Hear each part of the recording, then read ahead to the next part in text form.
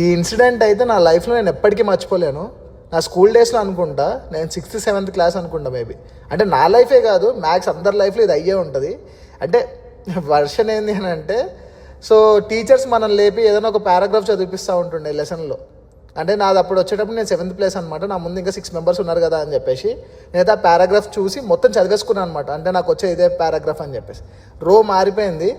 మారిపోగానే నాకు వేరే పారాగ్రాఫ్ ఇచ్చారు. సడన్గా నుంచోబెట్టేటప్పటికి నాకు ఒక 2 నిమిషాలు నీ అమ్మ ఇంత పెద్ద పారాగ్రాఫ్ ఎలా చదువుతాం రా బాబు అని చెప్పి ఒక భయం స్టార్ట్ అయింది. భయం స్టార్ట్ అయిన తర్వాత ఇంకా పారాగ్రాఫ్ చూసి ఇంకా స్టార్ట్ చేసిన దిస్ ఈజ్ దట్ అది ఇది అనుకుంటా అనేసి ఫుల్ స్టాప్ పెట్టేయంగానే ఇక బగ్గున ఇంకా క్లాస్ మొత్తం నవ్విరు. ఈవెన్ దో టీచర్ కూడా నవ్వింది నాకు.